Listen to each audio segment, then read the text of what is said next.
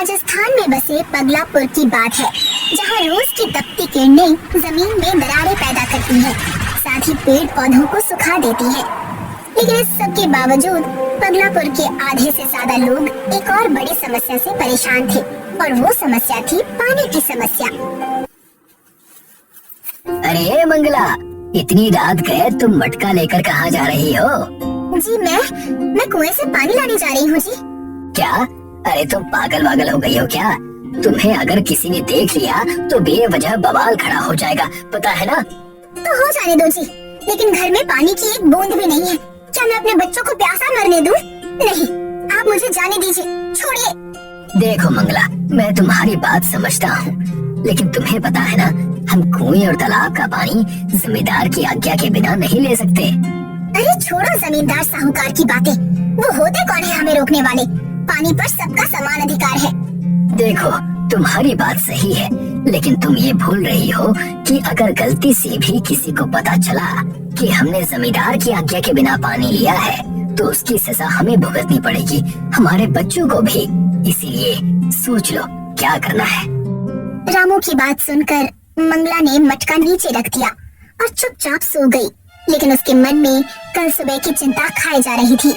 वही सुरई और पगलापुर के पड़ोसी गांव बदलापुर में बड़ी अजीब घटनाएं हो रही थी। हाँ माँ, अभी अभी खाना खाकर घर लौटा हूँ, आप चिंता मत कीजिए, मैं यहाँ ठीक हूँ। मैंने कह दिया ना माँ। अरे ऐसे कैसे मैं वापस आ जाऊँ? इतनी मेहनत करने के बाद मुझे अच्छी टीचर की नौकरी मिली है, और आप चाहती हैं कि मैं वो सब छोड़कर फिर से घर आ जाऊँ, वो भी सिर्फ इसलिए कि मुझे थोड़ा जुकाम हुआ है? वाह रे वाह। नहीं, अभी आप मेरी बात सुनिए, मैं यहाँ ठीक हूँ, आप मेरी चिंता छोड़िए, अब सो जाइए। मैं अब फोन रखता हूँ और सो जाता हूँ, ठीक है? तभी रोहित की नजर घर के मटकों पर पड़ी। अरे ये क्या, पानी से भरे मटके खाली किसने किए? लगता है गांव वालों की बातें सच है, वाकई में काली माँ का प्रकोप हुआ है। तो ये थी वो अजीब घटना। अचानक गायब हुए पानी के बारे में रोहित ने तुरंत ही ग्वालों को बताया, और पूरे सरपंच ऑफिस में बवाल मच गया। नहीं, हमें और कुछ नहीं सुनना सरपंच जी, आप इस समस्या का हल ढूंढिए, वरना गजब हो जाएगा। देख रहे हो ना, बेचारे हमारे स्कूल के मास्टर जी के घर से भी पानी गायब हो गया। नहीं, ये सही नहीं। आप जल्द से जल्द गांव के काली माँ के मंदिर में हवन करवाइए।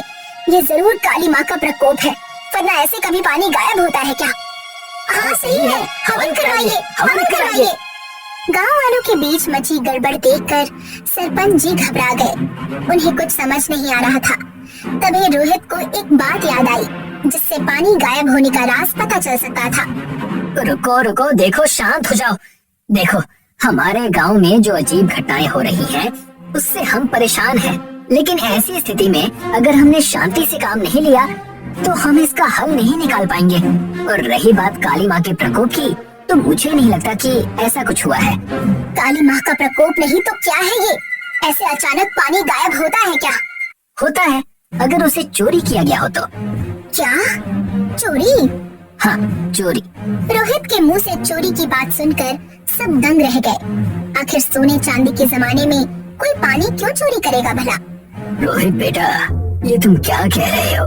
पानी की चोरी कौन करेगा और क्यों करेगा ये तो मुझे भी नहीं पता सरपंच जी।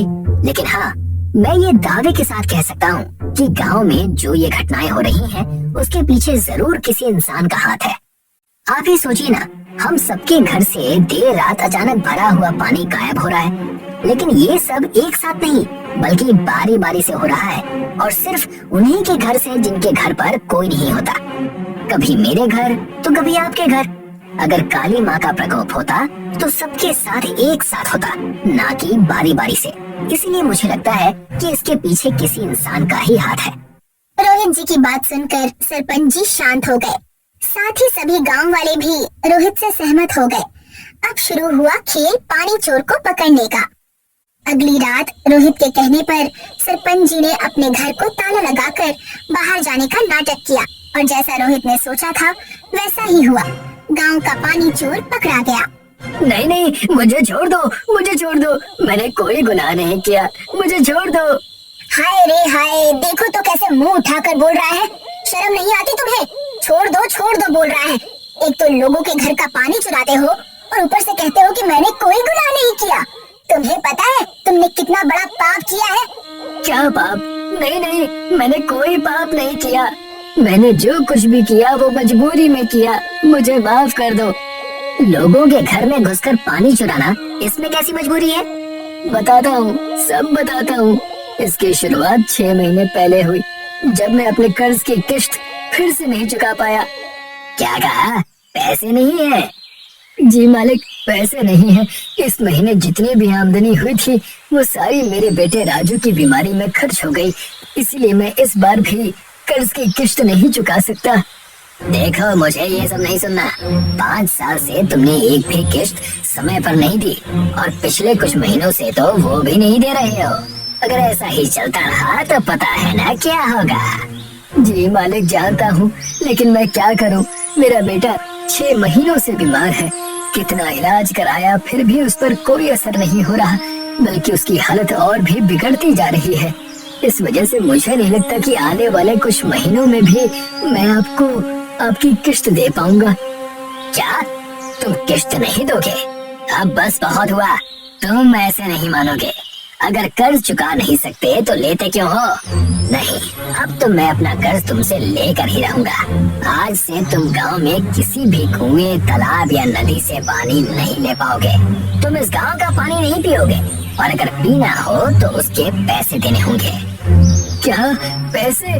नहीं नहीं मालिक, ऐसा मत कीजिए। मेरे बच्चे, बीवी और मैं, हम सब बिना पानी के मर जाएंगे। हम पर दया कीजिए मालिक, दया कीजिए। और इस तरह से जमींदार ने हमसे पैसे लेने शुरू कर दिए। क्या? लेकिन ये तो गलत है, वो ऐसा नहीं कर सकते। कर सकते हैं, क्यों नहीं। गांव का कुआं, तालाब और नदी के आसपास की जमीन जमींदार के नाम पर है, इसीलिए वो कुछ भी कर सकता है।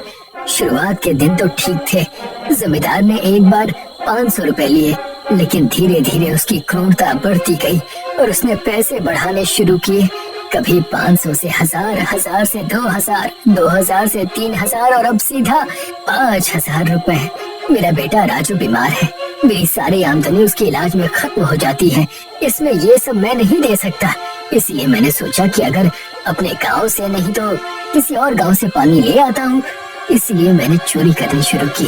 तो वैसे तो यहाँ के कुएं से पानी ले सकता था, लेकिन मुझे डर था कि अगर ये बात जमींदार को पता चल गई तो वो हमारा जीना और भी मुश्किल कर देगा। इसलिए ये सब मेरी मजबूरी थी। रामू की कहानी सुनकर पूरा बदलापुर हक्का बक्का रह गया। सब सुनकर सन्न हो गए। तभी रोहित ने रामू की मदद करने का निश्चय किया। रामू, हमें माफ कर दो। हमने तुम्हें ना जाने कितना बुरा भला कहा, लेकिन अब बस, हम स्वतंत्र भारत के नागरिक हैं और आज के जमाने में तुम्हारे पानी के हक पर कोई पाबंदी नहीं लगा सकता। ये पाप है, घोर पाप, और इसकी सजा उस जमींदार को मिलकर रहेगी। रोहित की बात सुनकर रामू की आंखों में उम्मीद जगी और उसके बाद अगले दिन तुरंत रामू रोहित के साथ पुलिस थाने चला गया। उसने जमींदार की क्रूरता के खिलाफ शिकायत दर्ज की, जिसके चलते पुलिस ने तुरंत उस जमींदार को पकड़कर जेल के अंदर डाल दिया और साथ ही रोहित की मदद से रामू का कर्ज भी माफ करवा दिया।